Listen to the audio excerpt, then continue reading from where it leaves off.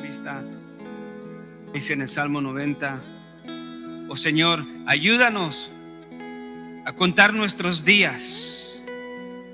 Ayúdanos a contar nuestros días. Y así, Señor, temerte según debe ser temido. Señor, no permitas que nuestros corazones se enorgullezcan por los logros, por las adquisiciones, por el conocimiento,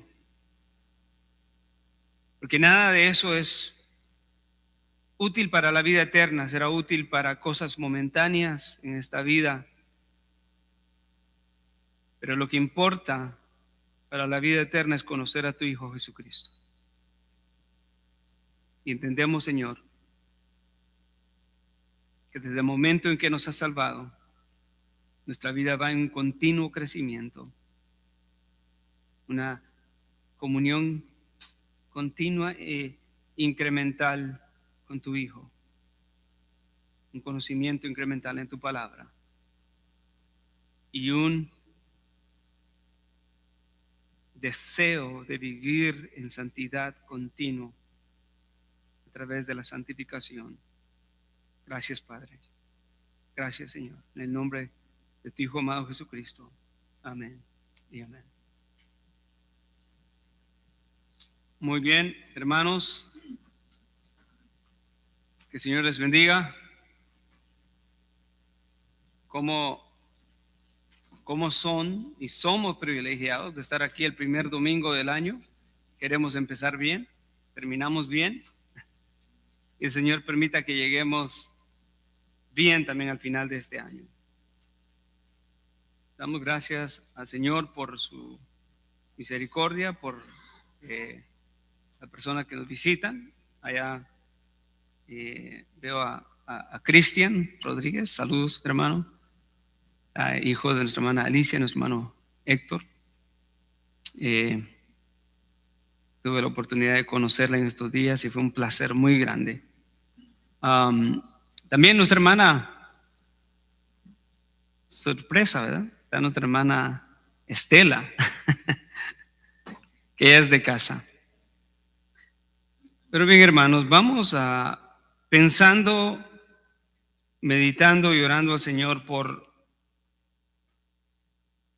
¿qué es lo que el Señor tiene para nosotros como iglesia este año? Y seguramente lo que Él tiene para nosotros nunca va a cambiar, porque siempre está enfocado en la gloria de su nombre, en la edificación de los cristianos, de los creyentes, la madurez espiritual de los creyentes y también la predicación del evangelio a los perdidos. Como iglesia tenemos un propósito bíblico, un propósito definido por la palabra de Dios. Las convivencias son buenas, pero nuestra vida como iglesia va mucho más allá de eso. Nuestra vida como iglesia está centrada en la gloria de Dios, en la prosperidad espiritual de los miembros de la iglesia, y en lo que el Señor nos permita el poder predicar el evangelio a los perdidos para que más gente conozca de Cristo Jesús.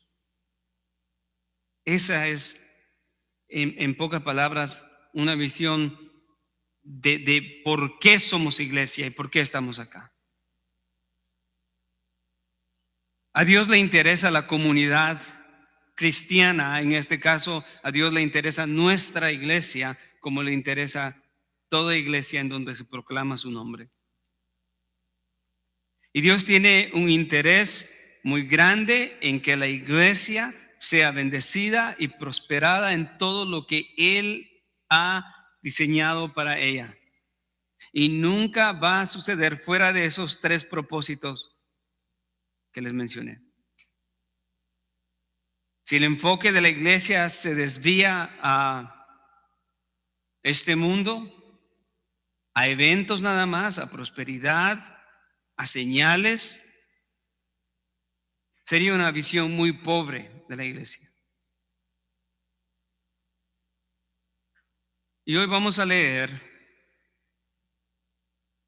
en el libro de Primera de Pedro, si usted puede abrir la primera epístola de Pedro, capítulo 4, versículo 7 en adelante. No estoy seguro si voy a poder terminar el mensaje hoy, pero les voy a dar el bosquejo, y si no lo termino, pues la semana, no que sigue, sino la siguiente, vamos a terminarlo.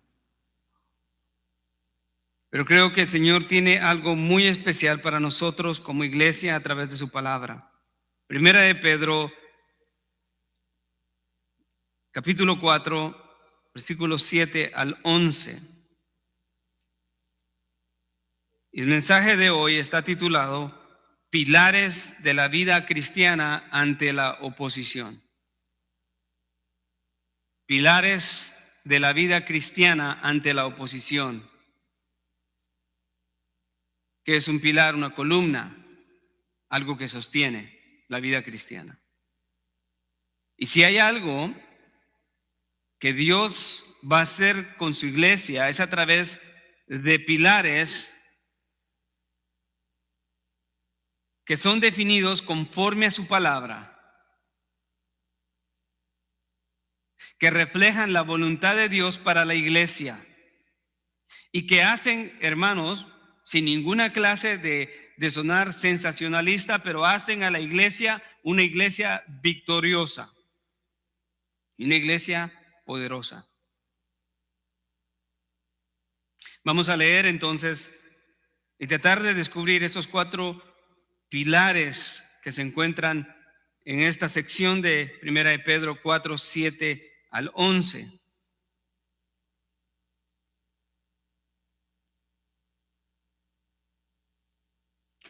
¿Lo tienen conmigo? Muy bien. Voy a leer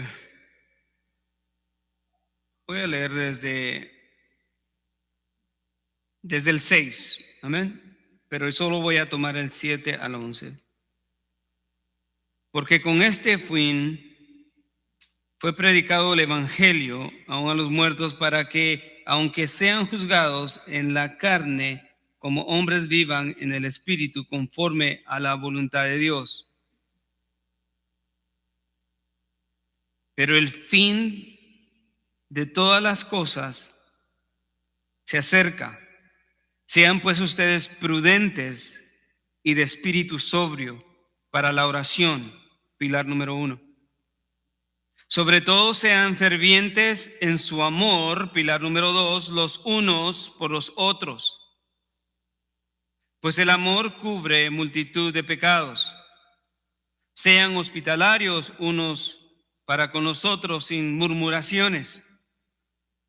Según cada uno ha recibido un don especial, úselo sirviéndose. Pilar número 3. Los unos a los otros como buenos administradores de la multiforme gracia de Dios.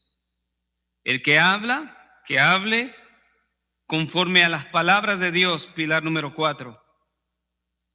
La palabra de Dios. El que sirve, que lo haga por la fortaleza de Dios, por la fortaleza que Dios da, para que en todo Dios sea glorificado mediante Jesucristo, a quien pertenece toda la gloria y el dominio por los siglos de los siglos. Amén. A Dios le importa la comunidad cristiana, la vida en comunidad, hermanos.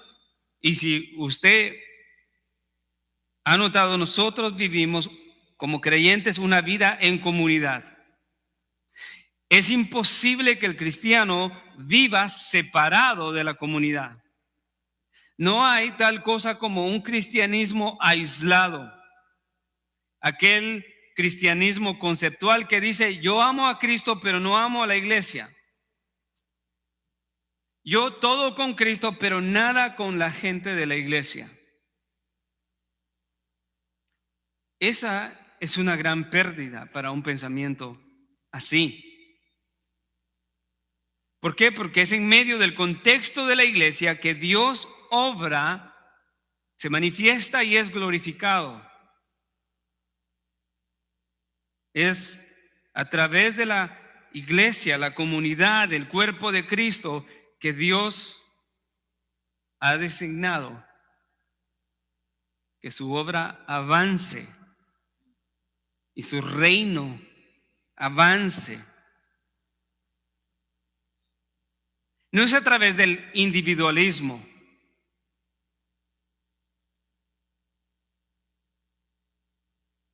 La analogía de cuerpo es una analogía perfecta porque demuestra la necesidad de cada uno de los miembros en el cuerpo de Cristo.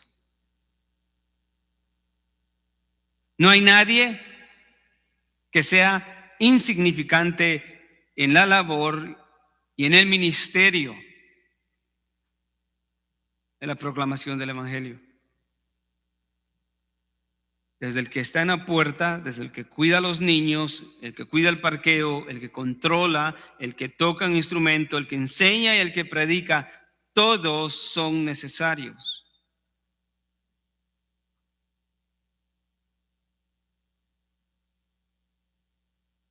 Y somos llamados a ser iglesia en un tiempo especial. No es un tiempo para retroceder. No es un tiempo para estar pensando si a lo mejor, no sé. Es un tiempo para vivir en convicciones, en fe, en obediencia a Dios. Y eso siempre ha sido característico de la iglesia cristiana. Nunca la iglesia ha vivido en un tiempo, en una época en donde todas las condiciones están a su favor. Todo lo contrario, la iglesia siempre ha vivido en un mundo caído. Es la semilla buena sembrada junto a la cizaña. Dios no ha querido que la iglesia salga de este mundo. Habrá un tiempo para eso, pero hoy Dios ha deseado que su iglesia permanezca en este mundo para proclamar su evangelio, para alcanzar a los perdidos, para desplegar la gloria de Cristo a un mundo perdido.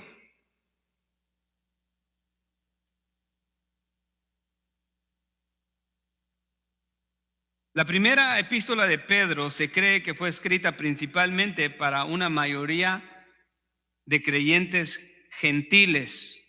Incluía judíos, pero la mayoría era gentiles. Ellos se encontraban siendo perseguidos, estaban siendo sujetos a diversas pruebas y persecuciones por causa de su fe y su asociación con Cristo. Estos cristianos se encontraban, como al inicio de la epístola lo dice, en Ponto, Galacia, Capadocia, Asia y Bitinia, regiones que formaban parte del Imperio Romano. Hoy esa área se conoce como Turquía. En realidad, estos creyentes no vivían en las regiones más prominentes del Imperio Romano. Y sin embargo, la existencia de iglesias en esas regiones que no eran tan prominentes como Grecia, Creta, Roma. El hecho de que existieran iglesias en esas zonas es una muestra clara del avance de la iglesia y la misericordia de Dios a través de la proclamación del evangelio. Cualquiera pudiera decir, pero ¿por qué Pablo escribió a esas iglesias tan pequeñas, tan insignificantes?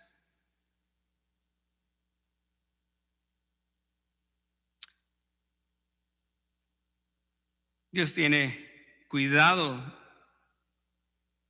de toda su iglesia. Surge la pregunta de si estas iglesias nacieron gracias al ministerio del apóstol Pablo o si posiblemente fueron fundadas por aquellos hombres que se convirtieron en Pentecostés, en Hechos 2:9. Es posible que esta carta haya sido escrita alrededor del año 64, unos 6, 8 años antes de la destrucción de Jerusalén y de la dispersación de los judíos. Pero lo que sí se sabe es que esta carta fue escrita casi paralelamente al inicio de la persecución de Nerón en contra de los cristianos. Una persecución severa y brutal que se extendió por más de 2 siglos. Esta carta fue escrita a quienes se describe en el capítulo 1 como expatriados o extranjeros, personas que según algunos creen que se describen acá, que vivían temporalmente en una región que no era su hogar. Sin embargo, usted y yo sabemos que la carta, aunque eso sea una realidad, la carta también apunta a que los destinatarios de esta carta son personas que tienen otra residencia. Son creyentes que saben que su ciudadanía está en el cielo y cuya patria no es temporal. Filipenses 3:20 dice, porque nuestra ciudadanía está en los cielos, de donde también ansiosamente esperamos un Salvador, al Señor Jesucristo.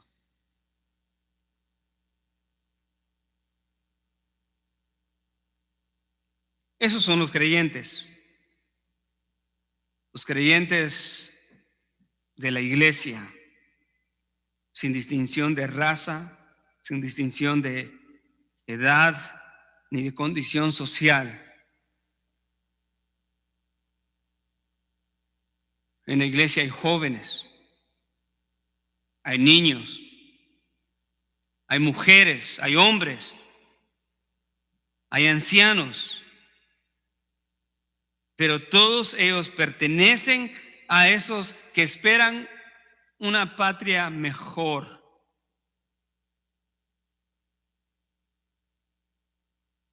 Aquellos cristianos que antes eran ajenos de los planes y de las promesas de Dios, ahora son objetos de su preocupación. Son objetos de la preocupación dulce y preciosa de Dios. Son objetos de su amor. Mientras que enfrentan sufrimiento, persecución. Gradualmente la persecución a la iglesia primitiva le vino iniciándose con la ejecución de Esteban. De ahí en adelante la persecución para los cristianos fue feroz. Dios se preocupaba por ellos y usó a Pedro para escribirles con el fin de que estuvieran preparados para vivir la vida cristiana en medio de persecución, en medio de oposición. Eso no es distinto al día de hoy. Lo que sucedió al principio de la iglesia cristiana es algo con lo cual muchos cristianos se pueden relacionar el día de hoy. Hoy la actitud en este mundo es una actitud de rechazo, no a las personas, no a los cristianos, sino un rechazo a Cristo, un rechazo por su asociación y su identificación con Cristo. Muchos cristianos el día de hoy no pueden relacionarse con persecución, y vamos a ser sinceros y honestos. Muchos cristianos el día de hoy no pueden concebir esa idea de persecución y sufrimiento que conlleva la vida cristiana. Y eso es por muchas razones. La primera, o vamos a hablar de dos razones especialmente. La primera es que en la gracia y la soberanía de Dios vivimos en tiempos y en un país en donde no existe persecución y en donde hay libertad de religión y de expresión. ¿Sí? Sin embargo, esa realidad se está desvaneciendo y cada día hay un rechazo y oposición más constante. Ese rechazo viene junto con indicios de persecución temprana.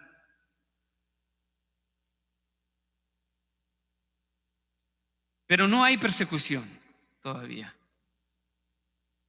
Llamarle persecución a la oposición no sería correcto.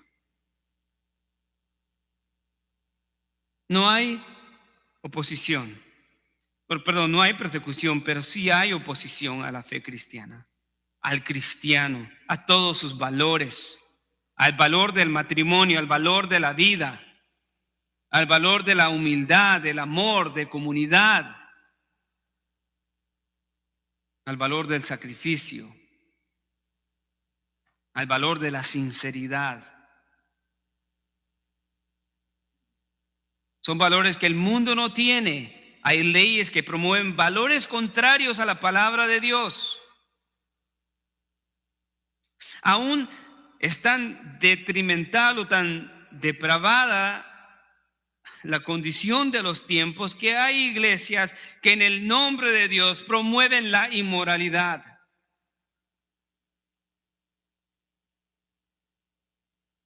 Ordenando homosexuales, lesbianas,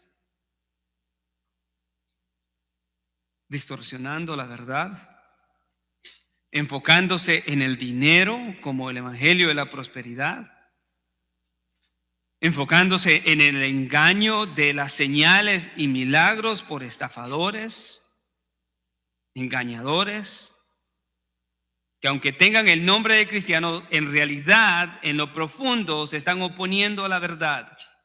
Y cualquiera que los contradiga, amárrese los cinturones. Es por eso que hoy en día, amados hermanos, se necesitan cristianos verdaderos. Cristianos de convicción, cristianos obedientes. Y no es el tema, pero sabemos que un cristiano verdadero solamente es producido por Dios.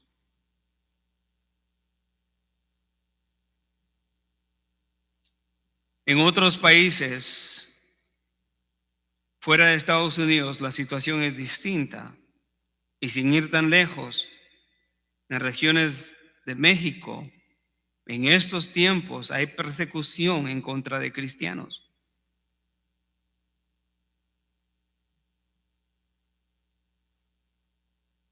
También hemos escuchado mucho acerca del genocidio cristiano en Nigeria.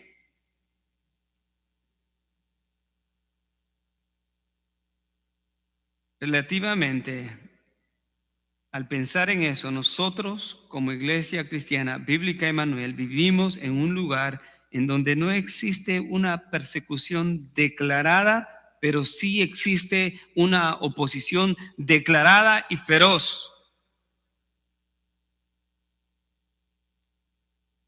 Y una de las razones por la que los creyentes, por un lado, no están experimentando el rechazo y la oposición, es simplemente porque no están viviendo una fe que manifieste de manera clara a Cristo Jesús.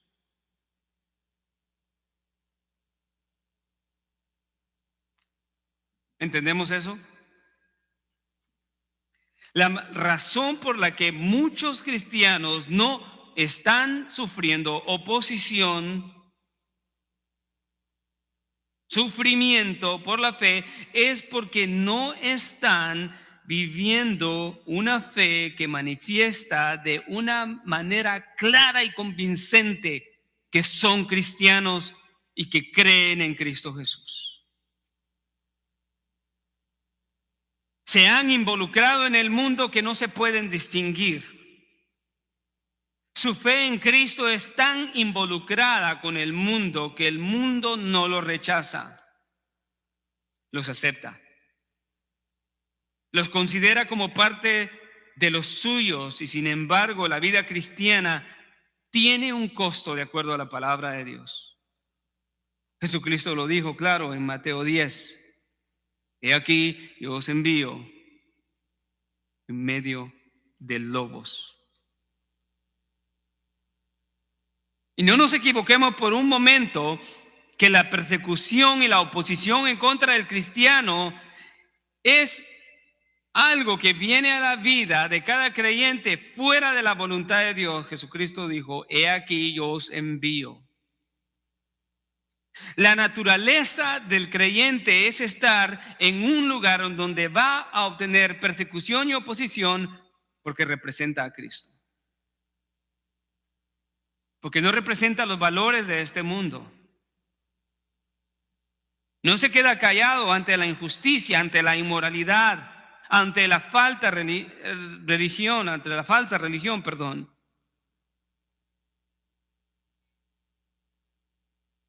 Siempre habla la verdad. La vida cristiana demanda primeramente fe genuina en Cristo, una convicción firme en el Evangelio y un compromiso total con la palabra de Dios. Se lo repito, hermano. La vida cristiana demanda primordialmente una fe genuina en Cristo, no una fe falsa, superficial. No una fe con un pie en el mundo y con un pie en la iglesia. La vida cristiana demanda, segundo, una convicción firme en el Evangelio de Jesucristo. ¿Qué significa eso? La vida cristiana demanda una convicción que lleva al hombre a arrepentimiento y a depositar su fe, a creer, a abrazar, a amar y a confiar en lo que sucedió en la cruz del Calvario por la obra de Cristo Jesús. Y es imposible vivir en estos tiempos. Por eso se demanda del cristiano un compromiso total con la palabra de Dios. Si quieres vivir verdaderamente como un cristiano fortalecido en el Señor, un cristiano en victoria, pero verdaderamente en victoria,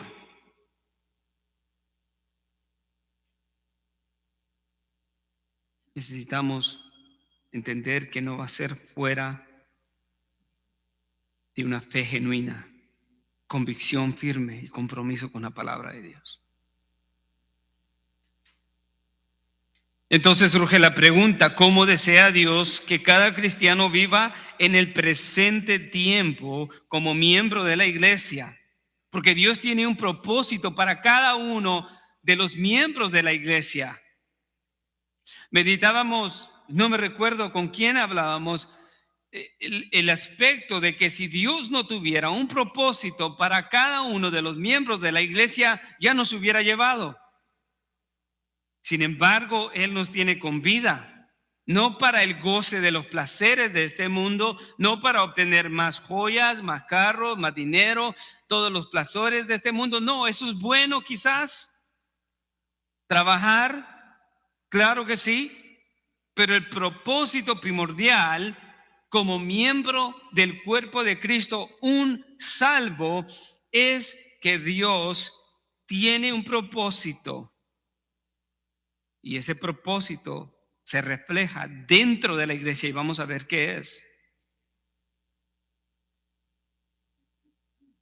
¿Cómo desea Dios que cada cristiano viva en el presente tiempo? O la pregunta se puede plantear de otra manera más personal. ¿Cómo desea Dios que vivas en este tiempo presente como parte de su iglesia. ¿Alguna vez te has preguntado, hermano, hermana, cómo desea Dios que vivas en este presente tiempo como parte de su iglesia, y que el concebir de que Dios tiene un propósito para tu vida?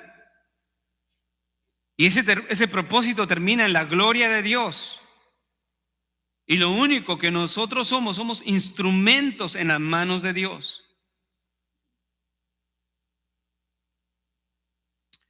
Primera de Pedro 4:7 nos habla de esos 4 pilares de la vida cristiana en medio de la oposición.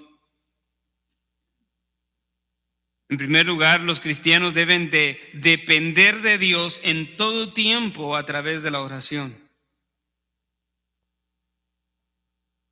En segundo lugar, los cristianos deben de caracterizarse por una vida de amor genuino y constante por los demás. Número 3, los cristianos deben de servir con sus vidas, cuidando cómo usan los dones que Dios les ha dado. Y número 4, los cristianos deben de hacer todo en conformidad a la palabra de Dios, porque esa es la única manera en que daremos el mejor resultado en este mundo y daremos la gloria a Dios de acuerdo a su palabra, de acuerdo a su voluntad. Entonces, Primera de Pedro nos enseña la importancia de 4 pilares de la iglesia cristiana que los creyentes no deben de olvidar y que siempre deben de sostener. Si usted apunta, le doy esos pilares, que ya los mencioné en alguna otra forma. El primer pilar que los cristianos deben de sostener y nunca olvidar es el pilar de la oración. Número 2, el pilar del amor. Número 3, el pilar del servicio usando los dones diligentemente. Y número 4, el pilar de la palabra de Dios, que sin la palabra de Dios no podríamos hacer nada.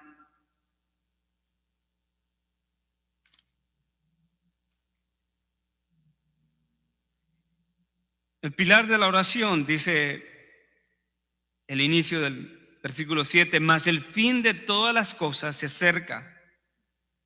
Sed pues prudentes y de espíritu sobrio para la oración. Pedro está a punto de concluir su carta en el capítulo 5, todavía no la ha terminado, pero se acerca a su conclusión. Y él escribe con un deseo profundo de que los cristianos sepan que Dios conoce los problemas y las dificultades y los sufrimientos y la oposición que los aquejan.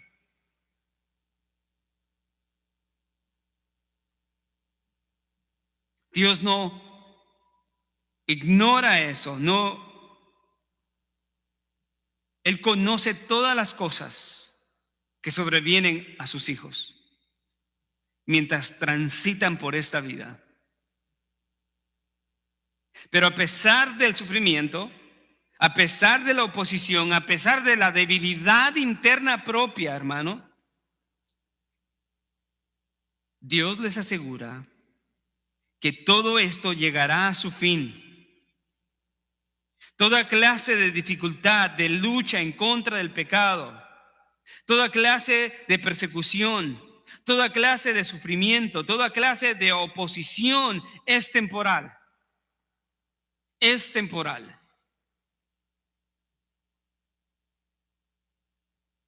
Esta declaración tiene que ver específicamente con la segunda venida de nuestro Señor Jesucristo.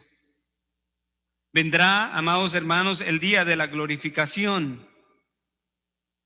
Vendrá el día de la resurrección de entre los muertos, cuando cada creyente se levantará con un cuerpo glorificado, en donde el pecado ya no tendrá presencia, ya no tendrá poder.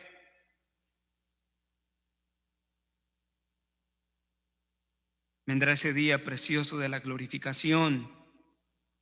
Colosenses 3:4 dice: cuando Cristo, vuestra vida, se manifieste, entonces vosotros también seréis manifestados con Él en gloria. La promesa que en la manifestación, en la segunda venida de Cristo, sus hijos serán manifestados con Él en gloria. Es algo que hoy no puede suceder. Hoy estamos sujetos a los padecimientos, a la persecución, a las oposiciones en este mundo, a una lucha feroz en contra del pecado, a una lucha en contra de hacer la voluntad de Dios o no hacerla. Pero todo eso es temporal, porque llegará el día de la glorificación. Llegará el día en el que Jesucristo vendrá por segunda vez y todas esas cosas se acabarán. Pedro ya lo ha dicho antes en el capítulo 1, versículo 3. Dice: bendito sea el Dios y el Padre de nuestro Señor Jesucristo, quien según su gran misericordia nos ha hecho renacer de nuevo, ponga atención, a una esperanza viva mediante la resurrección de Jesucristo de entre los muertos, para obtener una herencia incorruptible, inmaculada y que no se marchita, reservada en los cielos para vosotros que sois protegidos por el poder de Dios. No hay nada, amados hermanos, que nos arrebate esa promesa y esa realidad como creyentes, porque cada creyente es guardado por el poder de Dios mediante la fe. Si cree en Cristo Jesús, tiene la promesa de vida eterna, la promesa de la glorificación. Y cuando pensamos en eso, no significa nada todas las situaciones que podamos vivir en este mundo. Y por eso Pedro dice: mas el fin de todas las cosas se acerca.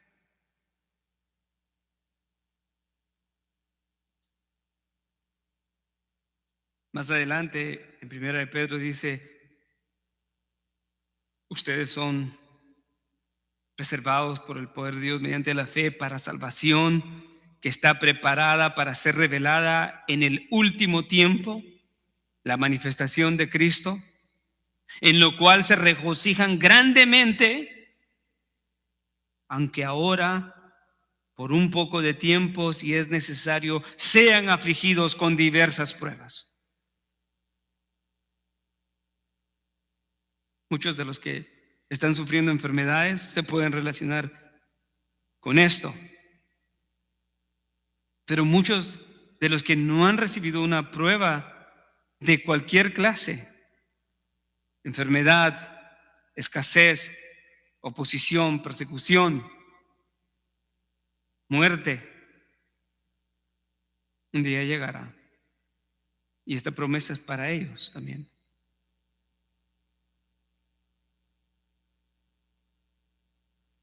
Mas el fin de todas las cosas está cerca. Es un poco de tiempo.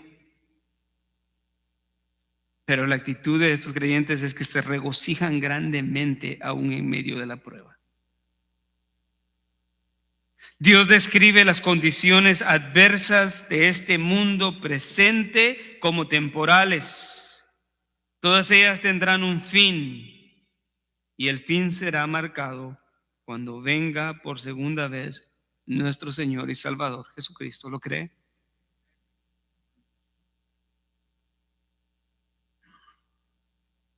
Esa verdad es con la que Pedro comienza escribiendo a la iglesia que está siendo perseguida.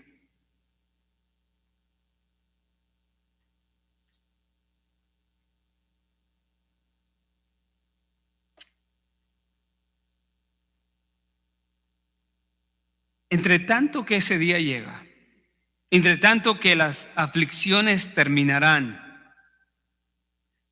el Señor desea y demanda que sus hijos vivan de una manera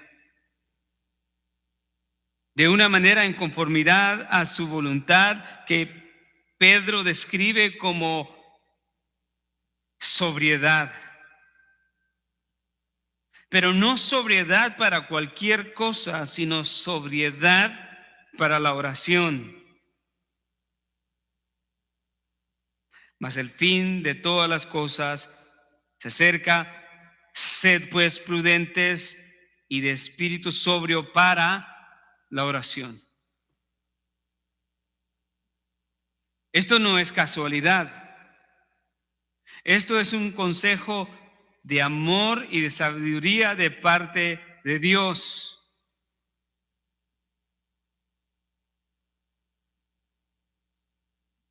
Que mientras llega ese día, sus hijos deben de ser sobrios.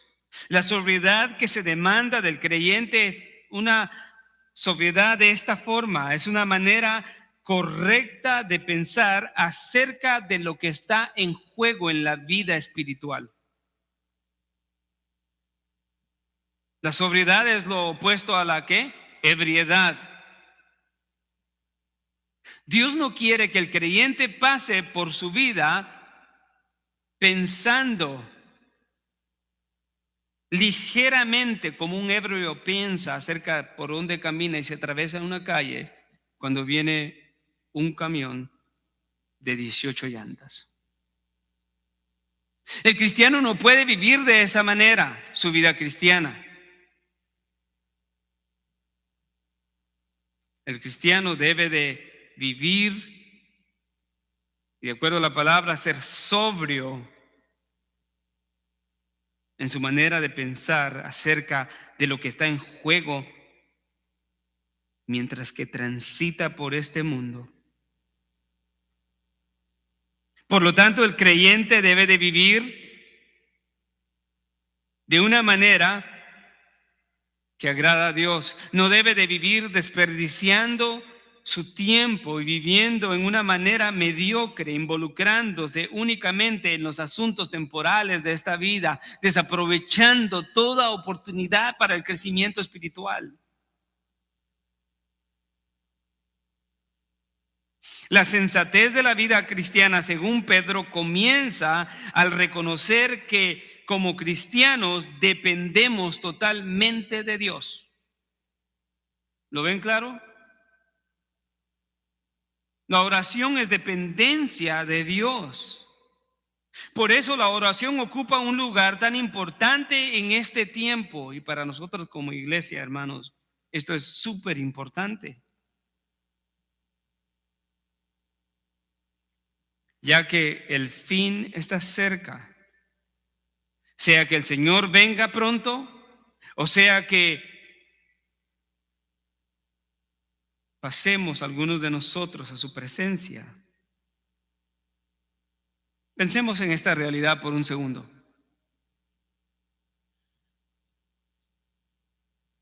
Ninguno de nosotros tiene la vida garantizada. Alguien podría levantar la mano y decir, yo compré 100 años. Alguien podría decir, yo compré 80 años. Ninguno de nosotros puede decir eso. Por lo tanto, el fin también puede estar cerca, porque nuestro peregrinaje en esta vida es pasajero y puede terminar en cualquier momento. Nunca sabemos. De repente somos sorprendidos por la noticia de un accidente de una persona tan sana, tan fuerte, y un accidente automovilístico le quitó la vida. Entonces puede ser que Cristo venga o que nosotros pasemos a su presencia. Pero mientras llega ese día, queremos vivir en dependencia total del Señor en cada aspecto de nuestra vida. De ahí el consejo de Pedro a la iglesia. De acuerdo con la Escritura y con esta realidad, la oración se convierte en una prioridad para la vida diaria. Y hay dos cosas de las cuales la vida cristiana depende. Y no puede trabajar ni obrar. Esto es tan importante, amado hermano. Estas dos áreas de la vida del creyente no se pueden descuidar. La primera es el estudio serio de la palabra de Dios. Y la segunda, una vida constante en oración. ¿Lo entendió? Una vida de oración, una vida de estudio serio de la palabra de Dios.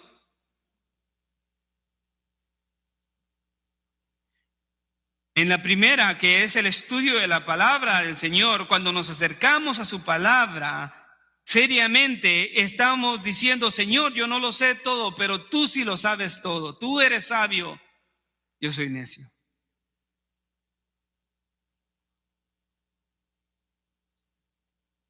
En la segunda decimos: Señor, yo no puedo hacerlo todo, pero tú sí puedes. Ayúdame. Ayúdame. Ten misericordia de mí.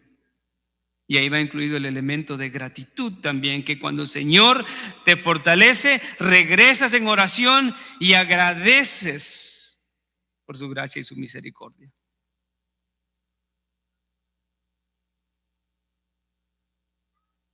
Esto debe de ser de llevarnos a meditar y humillarnos. Señor, yo no sé todo, no sé cómo vivir la vida cristiana, pero tu palabra, tú sí lo sabes. No sé cómo perdonar al hermano, pero tu palabra me guía a hacerlo. No sé cómo luchar en contra de este pecado de inmoralidad, pero tu palabra sí me ayuda. Señor, ayúdame.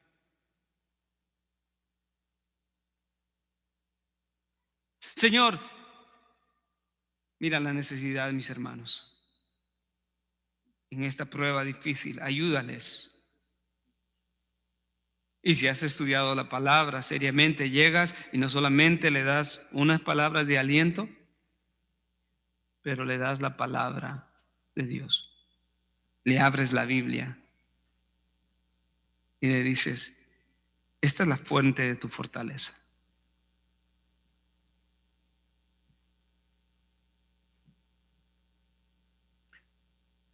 A la luz de esta realidad y de los tiempos difíciles, hermanos, en los que vivimos, Pablo dice: por tanto, tened cuidado cómo andáis, no como insensatos, sino como sabios, aprovechando bien el tiempo, porque los días son malos. Efesios 5, 15 al 16. Esto concuerda con la prudencia y la sabiduría que Dios desea que tengamos como iglesia. Eso está unido. En cuanto a la oración, una iglesia que menosprecia la oración se ha enorgullecido y se cree suficiente. ¿Cómo empieza eso? Una iglesia orgullosa que no ora, no depende de Dios, y de acuerdo a Pablo, el fin está cerca. Por tanto, sean sobrios, y la manera de pensar con inteligencia, con sabiduría, con sobriedad es entrar en oración, porque no hay otra forma. Entonces, una iglesia que menosprecia la oración ha tomado la posición de ser autosuficiente. Y entonces, en el día de la prueba, ¿quién o qué la sostendrá? En el día de la prueba, ¿quién o qué sostendrá al creyente? Hermanos, esto es de suma importancia. Pero ¿en dónde empieza la actitud independiente de Dios y autosuficiente para rechazar la oración antes de que sea una verdad en la iglesia como totalidad? Es seguro que es una verdad individual de cada miembro. Ahí empieza el descuido espiritual. Pero Pedro ya les ha dicho está diciendo, les dirá en el capítulo 5 de esta misma epístola, el versículo 8, sed de espíritu sobrio, estad alerta, porque vuestro adversario, el diablo, anda al acecho como león rugiente buscando a quien devorar. Esa advertencia debería de ser suficiente para que cada creyente esté atento, velando, alerta.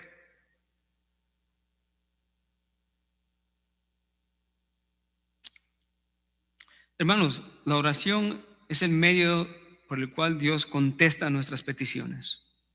La oración es el medio que Dios usa para bendecir y alentar a un hermano cuando otro ora por él. La oración muestra dependencia de Dios. La oración es la que me ayuda a salir de la tentación.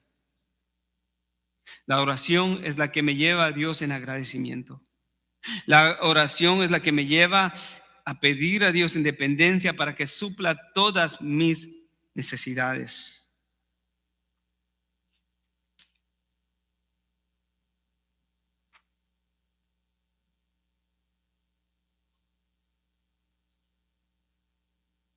Lea lo que puede leerlo conmigo. Apocalipsis 8:3.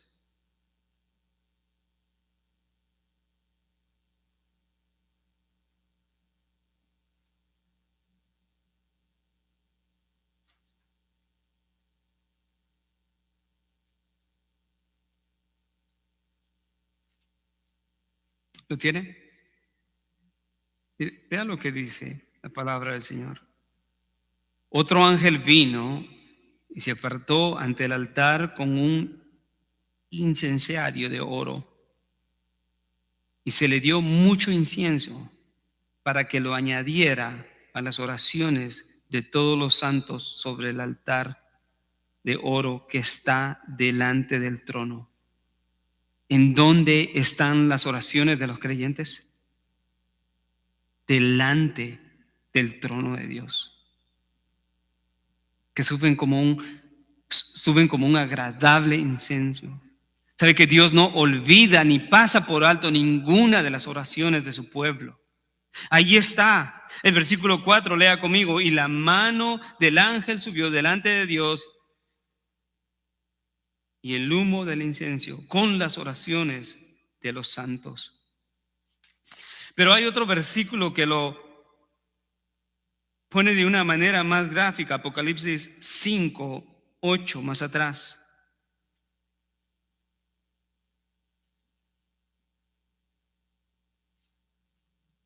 Esta es una manera muy clara de ver en dónde están las oraciones de los santos. Cuando tomó el libro, Apocalipsis 5:8, cuando tomó el libro, los 4 seres vivientes y los 24 ancianos se postraron delante del Cordero, teniendo cada uno un arpa y copas de oro llenas de incienso, que son las oraciones de los santos. Entonces la oración no solamente es usada, es el medio por el cual Dios contesta toda petición a sus hijos, pero están presente en el trono santo de Dios constantemente. Y Él, al contrario de nosotros, nunca se olvida de cada una de nuestras peticiones y para Él son importantes. Y de ahí que la Escritura dice, sean sobrios, sean inteligentes, sean sabios en la oración.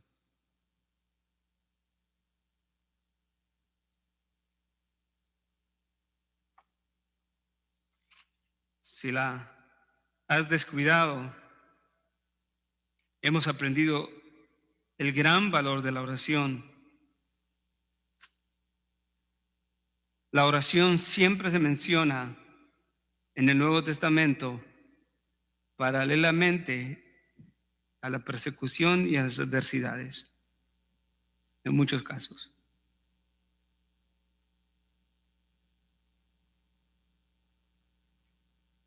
Dios desea que su pueblo ore porque sabe que es el único medio por el cual será una iglesia victoriosa, hermano. Y para aplicarlo a nosotros como iglesia, este año que viene, si nosotros queremos ser una iglesia protegida por el poder de Dios, dirigida por el poder de Dios, bendecida por el poder de Dios, debemos de ser una iglesia de oración.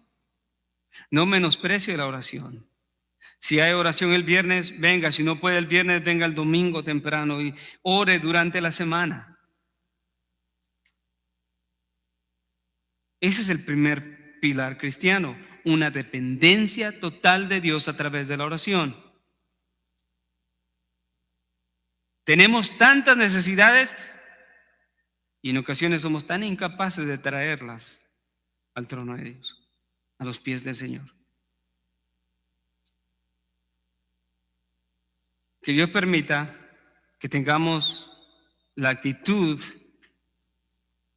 de los pobres de espíritu de Mateo 5:3. Bienaventurados los pobres de espíritu, porque de ellos es el reino de Dios. Los pobres de espíritu son aquellos que reconocen que no pueden hacer nada y que son miserables y que lo único que poseen es pobreza. Y por eso se acercan a su Dios. El segundo pilar, tan importante, pero de acuerdo a las palabras de Pedro, toma prioridad sobre todas las cosas, es el amor los unos a los otros. Y entonces, si vamos a ser una iglesia en conformidad a la palabra de Dios y a su voluntad, debe de ser una iglesia que ejerce el amor los unos por los otros de acuerdo a la voluntad de Dios. Veamos el texto.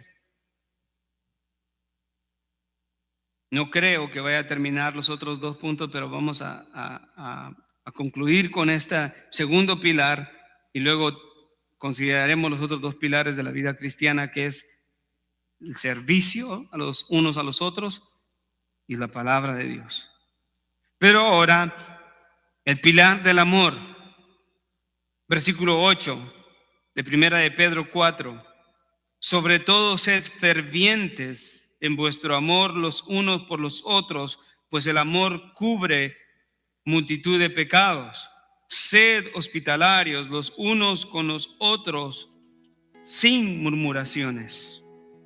Este es el segundo pilar, que hace que una iglesia sea fuerte, que hace que sea una iglesia que da testimonio en este mundo, que hace que sea una iglesia que es fructífera. Este segundo pilar de la vida cristiana, también de acuerdo al contexto de la epístola, es un pilar o una actitud que se debe de ejercer a pesar de la oposición y a pesar de la persecución. Y qué sabio es Dios, porque cuando estamos en medio de pruebas, de necesidades y de conflictos, lo último que queremos hacer es amar a los hermanos. Nos hablan, les contestamos mal quizás, estamos desesperados, somos ásperos. Pero ¿qué fue lo que Cristo Jesús le dijo a la iglesia? En Juan 13, versículo 35, la enseñanza de Jesús antes de ir a la cruz es de que los cristianos se deben de amar los unos a otros como Él nos ha amado, porque si los cristianos se aman profundamente, con esa clase de amor ágape, entonces el mundo sabrán que somos discípulos de Cristo. Hermano, el mundo no sabrá que tú eres un discípulo de Cristo porque llegas a la iglesia todos los domingos, los viernes, los miércoles. No. Tampoco porque andas una Biblia en la mano. Tampoco porque escuchas música cristiana. Tampoco porque te presentas como cristiano y hablas como cristiano. No. El mundo conocerá que somos discípulos de Cristo si nos amamos los unos a los otros como Él nos ha amado. Ahora, eso tiene implicaciones inmensas para nosotros. Implicaciones inmensas. Porque si nuestro amor los unos a los otros refleja el amor de Cristo, quiere decir que no es un amor falso ni hipócrita, un amor que empieza y se detiene, termina. No, el amor de Cristo, ¿qué? Es siempre.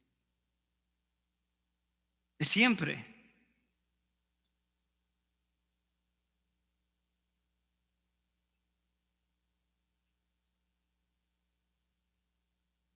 Dice la Escritura que esta clase de amor cubre multitud de pecados.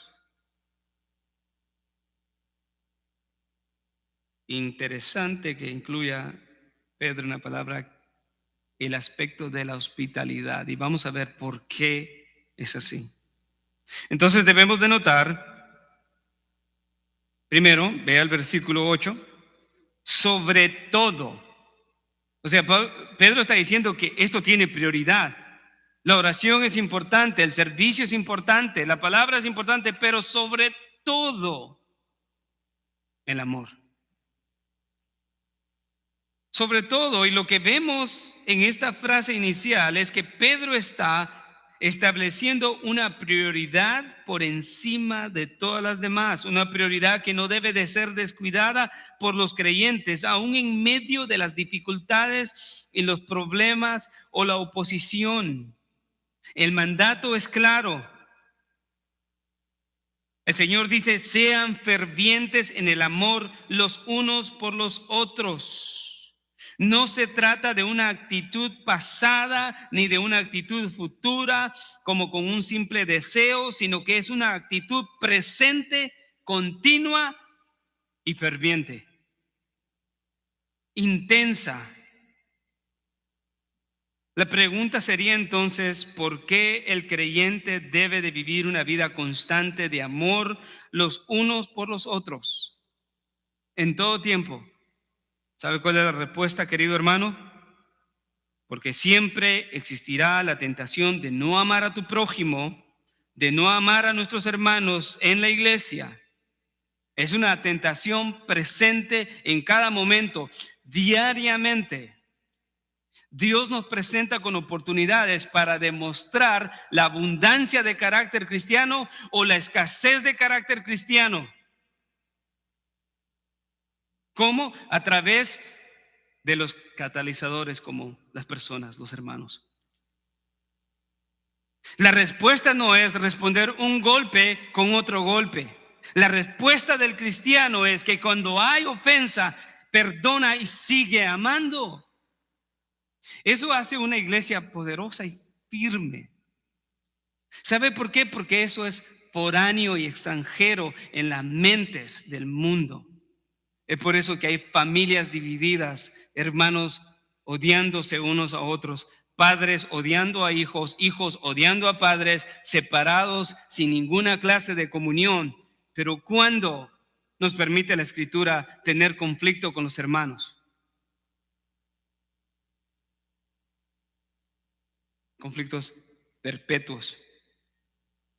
¿Van a haber ofensas? Sí. Pero ¿cuál es la actitud? ¿Cuál es la oportunidad que Dios nos está dando para superar el pecado del otro? Que al instante, cuando peca contra mí, revela también mi pecado.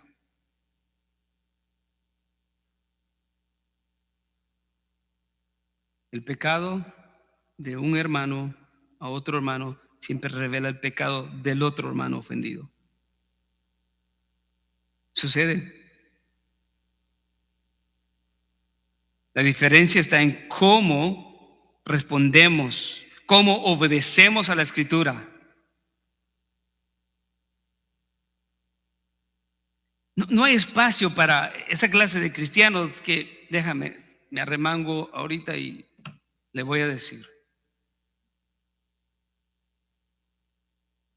que tiene que escuchar lo que tengo que decirle. Sería muy triste, me las va a pagar.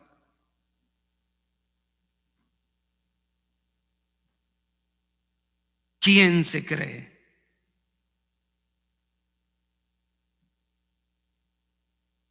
No tenemos esa clase de libertad para hacer eso. Eso sería ir en contra.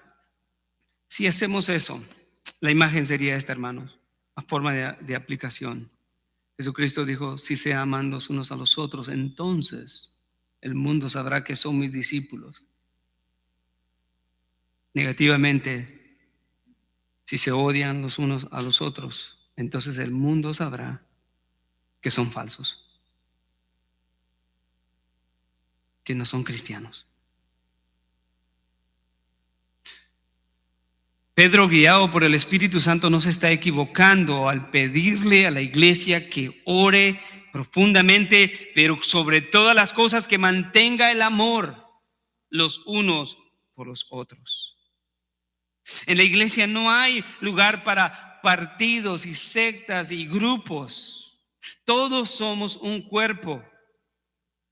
Todos, de acuerdo a Efesios, sostenemos una misma fe, un mismo Señor, un solo bautismo, un solo Dios,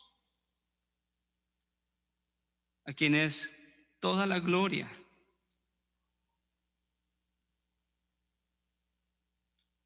El mandato es claro, es un amor ferviente, inquebrantable.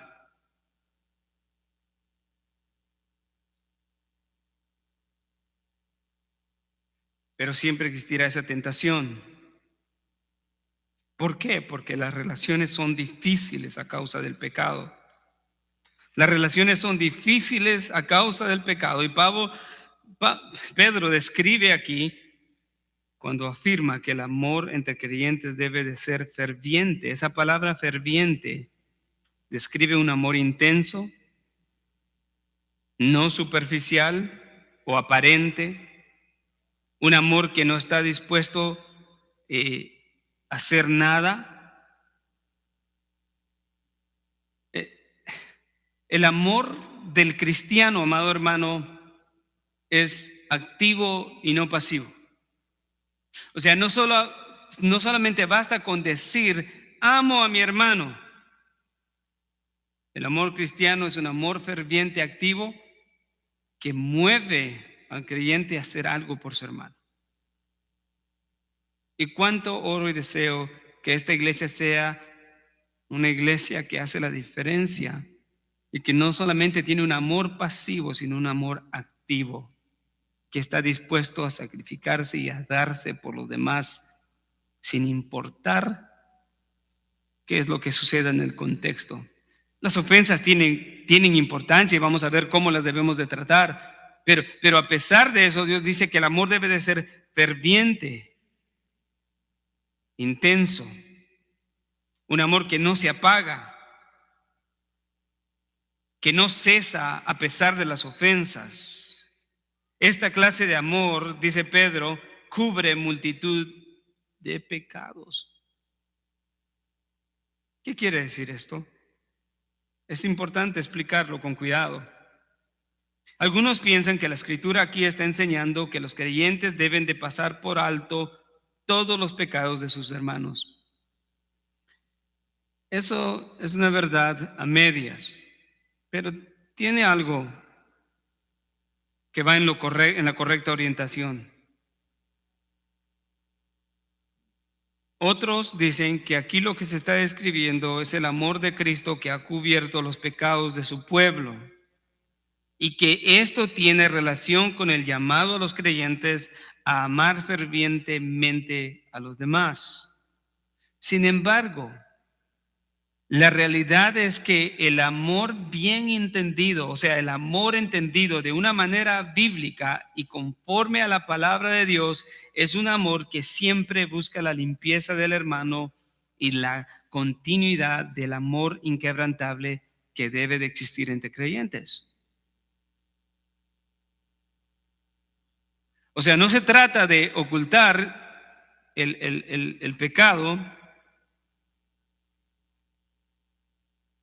Lo que la Escritura nos enseña es que si una iglesia quiere ser fuerte y permanecer firme, debe creerle a Dios y a su palabra, que Él ha capacitado a cada creyente para que tenga la habilidad de perdonar aún las ofensas más grandes de su hermano. el Padre nuestro, Mateo 6. Perdónanos nuestras ofensas, así como nosotros perdonamos a los que nos ofenden. Lo da por sentado en la oración modelo de Jesús al Padre.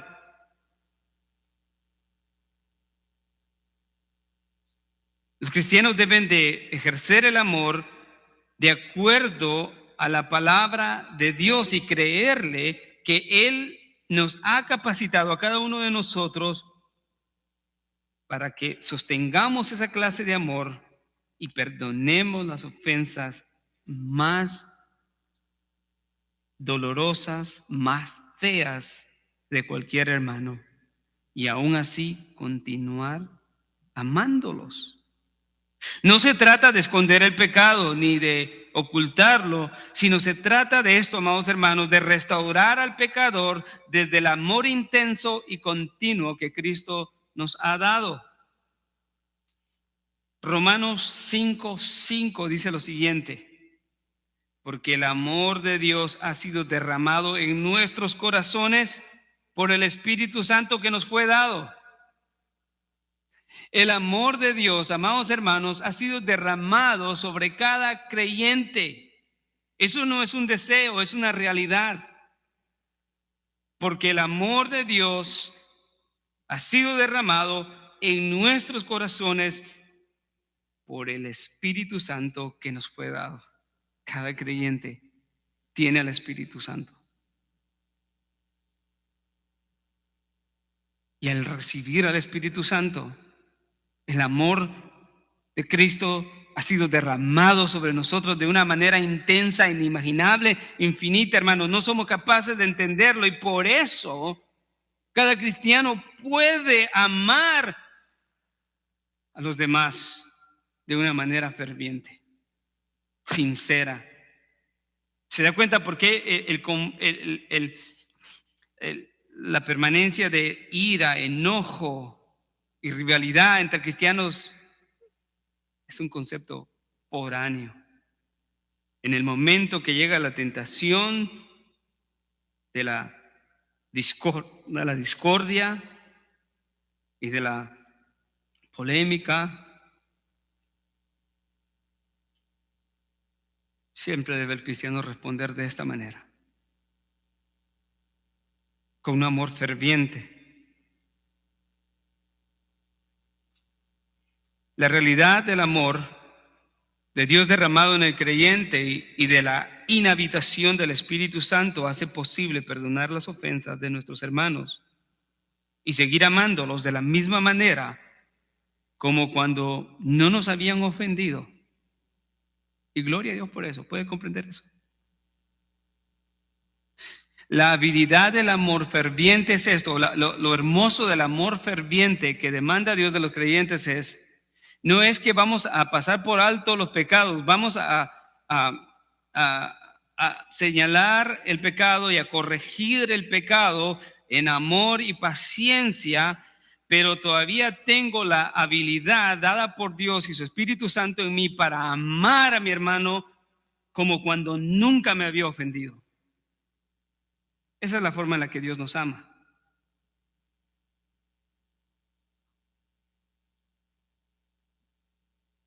Santiago dice que esa es la clase de amor también que cubre multitud de pecados.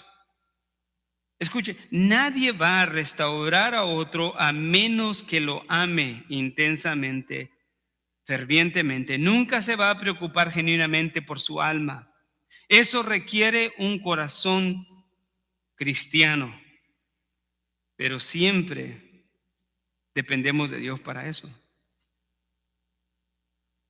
para mantener un amor que siempre va acompañado de una profunda evidencia de la sinceridad. No se trata de decir, bueno, lo voy a perdonar porque tengo que. Eso no es sinceridad ni viene de Dios. O compartía con hermana Estela en aquellas ocasiones cuando hay ofensas entre hermanos y la restauración se está buscando la paz y la reconciliación, y una de las partes dice: bueno, hermano, si en algo te fallé. Ya hay un condicional, no está tomando responsabilidad por su pecado.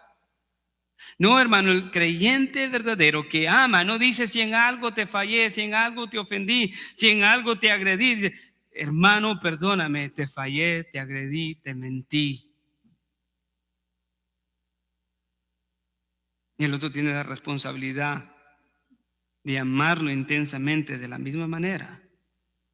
¿Por qué es importante esto? ¿Por qué Pedro está diciendo esto a la iglesia en medio de oposición y persecución?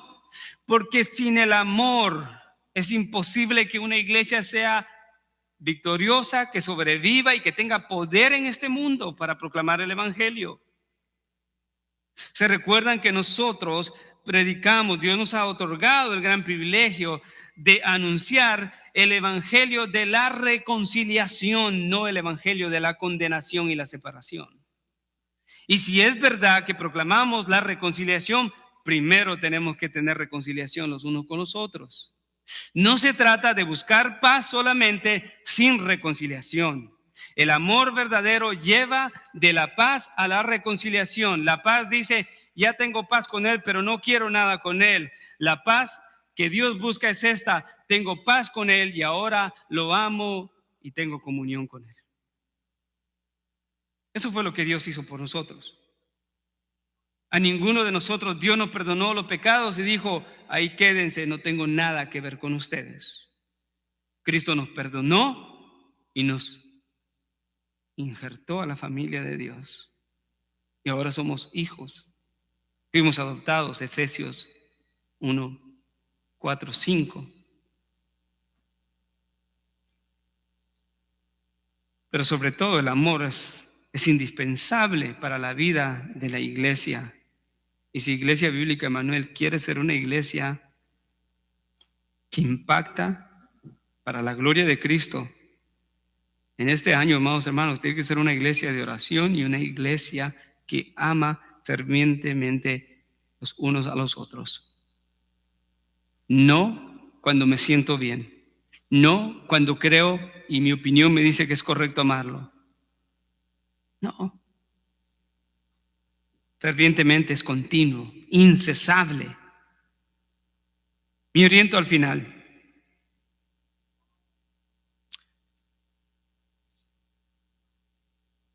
El amor ferviente no es una opción para los cristianos ni una simple sugerencia de Dios. El amor ferviente entre creyentes es una característica de la nueva naturaleza.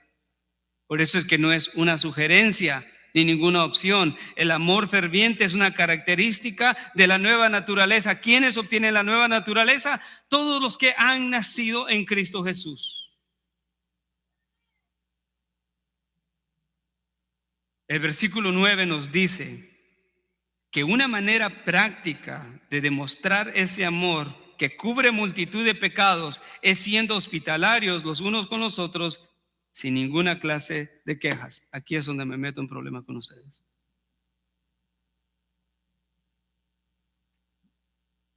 ¿Cómo, Pedro? El amor intenso, ferviente que los cristianos deben de tener, y ahora nos estás aconsejando que lo recibamos en nuestra casa. Sí.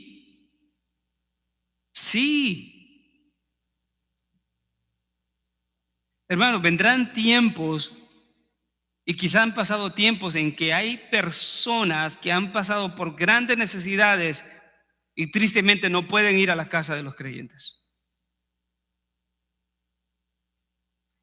Y vendrán tiempos en el futuro en donde el único lugar a donde podrán ir es la casa de los redimidos.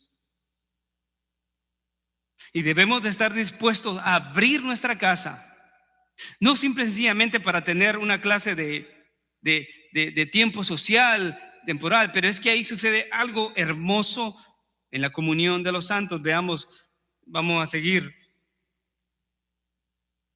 Dios es sabio. Él sabe cuál es la verdadera demostración de que una ofensa ha sido realmente perdonada. El amor que cubre multitud de pecados. ¿Sabe cuál es la evidencia de un amor ferviente por los hermanos? ¿Sabe cuál es la evidencia de la nueva naturaleza que nos impulsa a amar a nuestros hermanos sincera y profundamente? Es la disposición de recibirlos y abrazarlos en su totalidad y llevarlos al lugar más íntimo de nuestra vida, nuestro hogar, nuestra casa. Dios es sabio. ¿Por qué?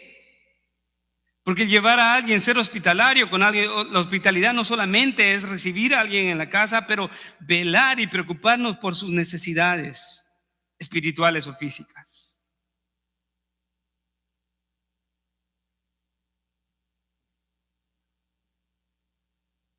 Hospitalario viene la palabra hospedador, que significa literalmente amigo del extranjero. Es un requerimiento para los pastores que sean hospitalarios, pero no solamente para ellos.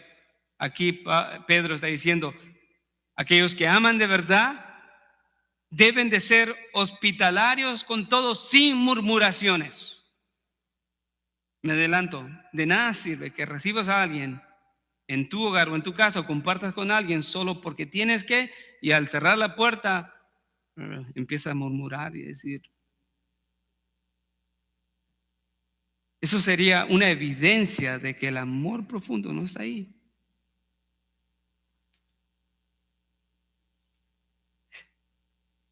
Una evidencia, hermanos, de que amamos profundamente a los hermanos es ser hospitalario con ellos, llevarlos a nuestros hogares. La idea en el Antiguo Testamento era de llevar a los extranjeros o los enemigos al hogar, era para ganarlos. Hospitalario, amigo del extranjero. Es muy triste, hermano, de dos extremos. Hay personas que hoy en día nunca han podido visitar a un hermano en su casa porque ese hermano nunca abre su casa.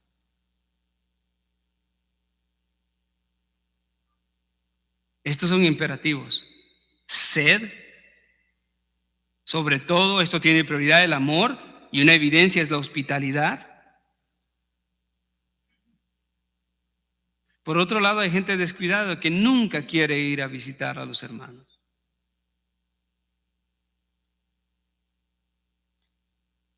Esto es importante, hermanos. Esto no se trata de que el pastor quiera meter a la gente en su casa. Se trata de lo que la palabra de Dios dice.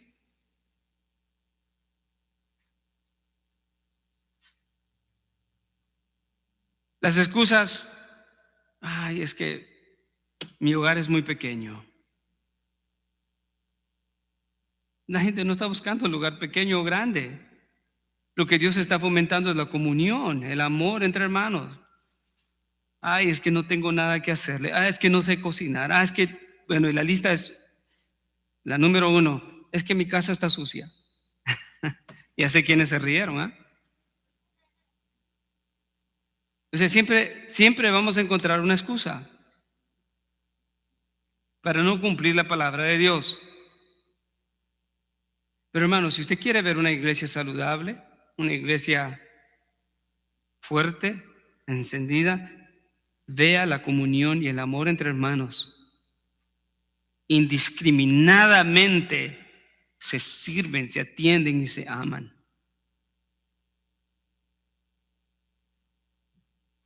A Dios le importa la vida en comunidad, tanto aquí en la iglesia como fuera de la iglesia. Samuel Pérez Míos dice, no cabe duda que quien abre el corazón a Cristo abre la puerta al hermano. No cabe duda. O sea, es una consecuencia real de la nueva naturaleza. Cuando alguien, hermano, evita esa clase de comunión, hay indicativos de algo raro, algo malo está pasando. Porque a pesar de todo, no tiene que ser una gran comida, no tiene que gastar dinero. Y de hecho, puede ser que invitar a alguien a la casa presente dificultades en cuanto a nos ponemos en riesgo, ¿no? De hablar y de que vamos a gastar lo que no tenemos, pero aún así vale la pena. Vale la pena.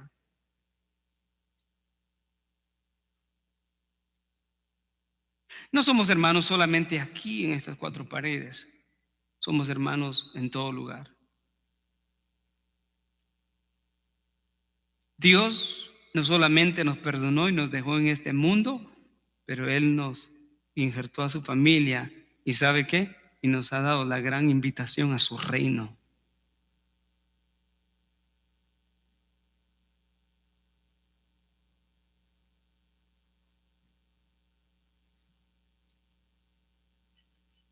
La hospitalidad es una evidencia del nuevo nacimiento. Es la evidencia de un corazón regenerado. Vamos a decir, es una de las evidencias, no la evidencia. Es evidencia de un corazón regenerado que ahora está inundado por una compasión amorosa, dispuesto a amar, perdonar, servir y compartir todo lo que tiene con sus hermanos. Vea la última parte de Romanos 12:13. Ahí dice la Escritura, contribuyendo para las necesidades de los santos, practicando la hospitalidad. O sea, Jesús habla de hospitalidad, Pedro habla de hospitalidad, Pablo habla de hospitalidad.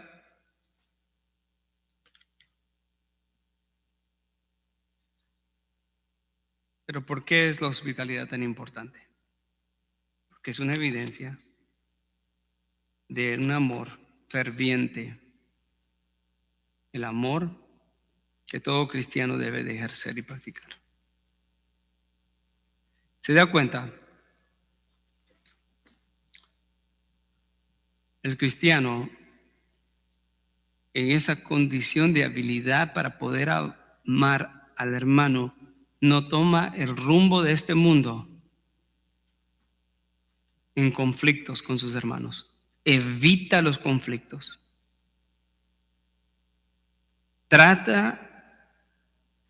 Obedece en amarlos. Y cuando surge el conflicto, siempre está del lado de la palabra de Dios y no del lado del mundo. Y así, hermanos, esos 2 pilares nos ayudan a vivir como iglesia: la oración y el amor. Que Dios nos ayude, que Dios nos siga fortaleciendo, porque nos ha dado las capacidades. Amén. Gloria a Dios. Gracias, Señor, por tu palabra. Gracias por hablarnos, Señor, de esta manera. Como iglesia queremos ser una iglesia que depende de ti, pero queremos ser una iglesia también, Señor, que mostramos una evidencia de la nueva naturaleza a través del amor genuino entre hermanos. Señor, perdona nuestras ofensas, sin alguna circunstancias y situaciones presentadas de parte de ti hemos fallado la prueba, Señor. Pero entendiendo tu palabra, Señor, queremos atender a tu mandato, a tu voluntad, para poder vivir una vida exitosa como creyentes, Señor. Todo lo pedimos en el nombre de Cristo Jesús.